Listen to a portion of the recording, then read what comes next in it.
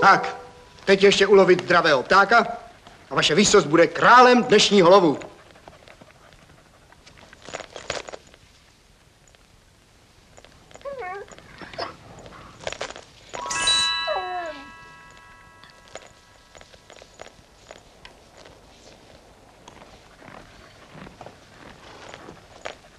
Tento vzácný prsten z královské pokladnice věnuje jeho veličenstvo tomu střelci, který první skolí dravého ptáka.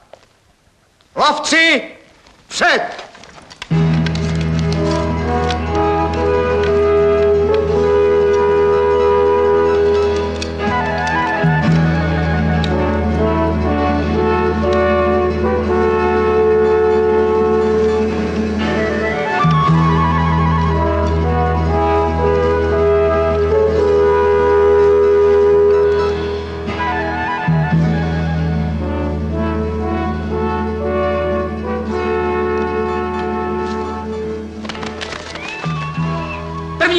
Druhá. Třetí.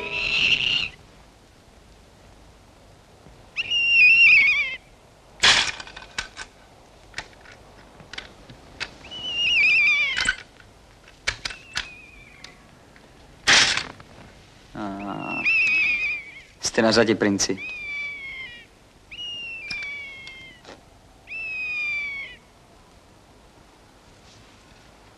Už je moc vysoko.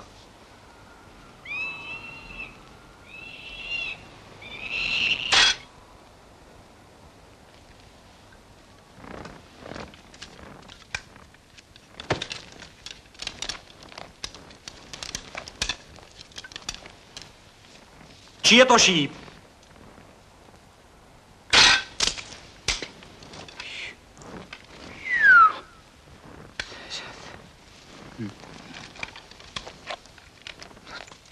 Výsosti.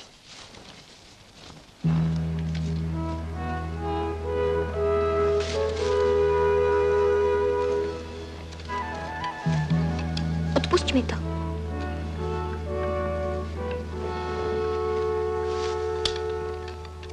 Kdo jsi? Myslel jsem, že už nechceš vystřelit.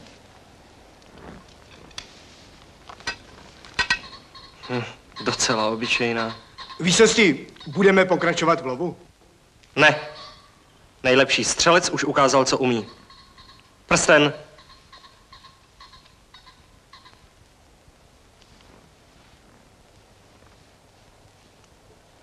Patří ti právem.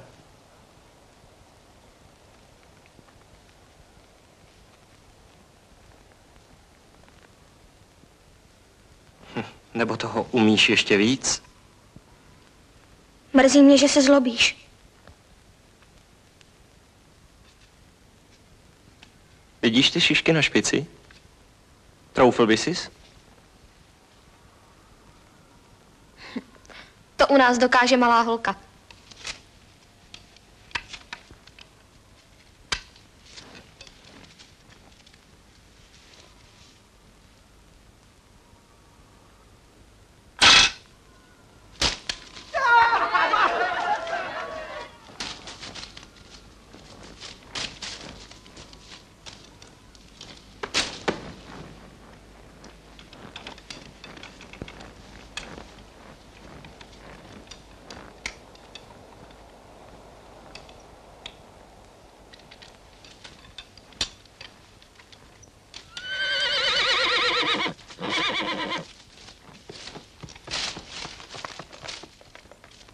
Koně!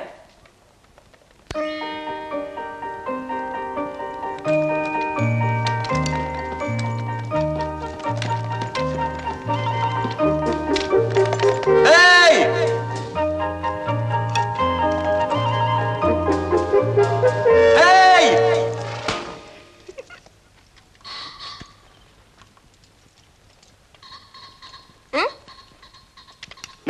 takový mladý myslivec? Proč se ptáš? Tak jel nebo nejel? Kde pak? V celém lese, kam jen dohlédneš, je jenom jedna cácorka. Pískle, Pojď dolů. pojď ty nahoru. Povídám ti, pojď dolů. Povídám ti, pojď nahoru. My už jsme se někde viděli, ne? To bys mi musel připomenout. Tady v lese, ty ještěrko. Ale dnes mi neutečeš.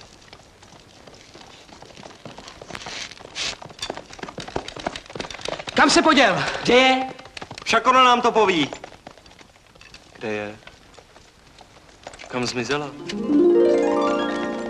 A kdo vlastně? No ta malá holka, ještě před chvílí jsem s ní mluvil.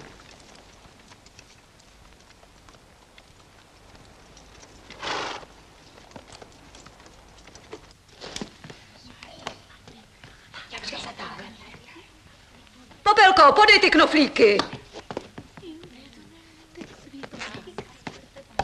Popelko, ty stříbrný nitě.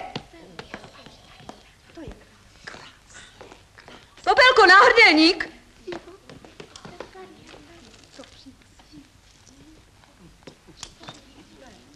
No tak nezdržuj. Vinsku, ať připraví koberec až k saním. Ano, paní. Tak co tomu říkáš? Krásné. Překrásné, Dorinko. Můj klobouk. Řekni, chtěla bys jet s námi na ples? Řekni, chtěla? Já vím, že byste mě do zámku nevzali. Ale aspoň pod oknem mi dovolte jenom se podívat. A kdo tu uklidí? A nakropí prádlo? Nevíš? Však já bych to do rána všechno stihla. Když se ti zdá, že máš málo práce, dostaneš přidáno.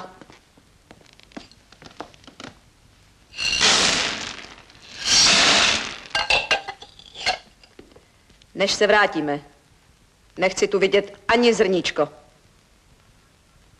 Čočku zvlášť, kukuřici zvlášť. Hm?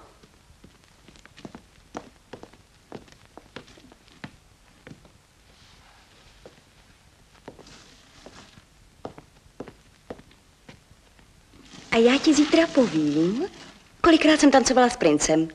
Podrž mi vlečku. Víš, co podrsí sama, mohla bych ti ji umazat.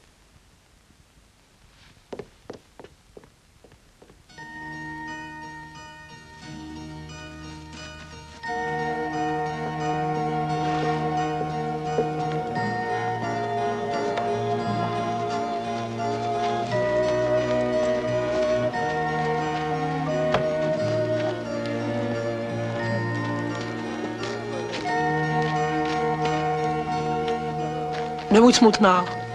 Vždyť si po večeři můžeme spolu zatancovat.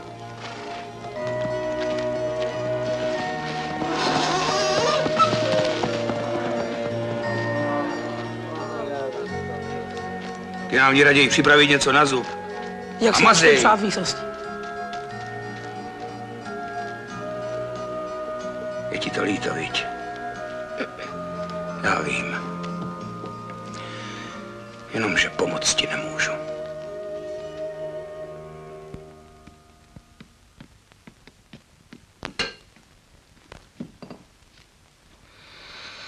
Ach jo.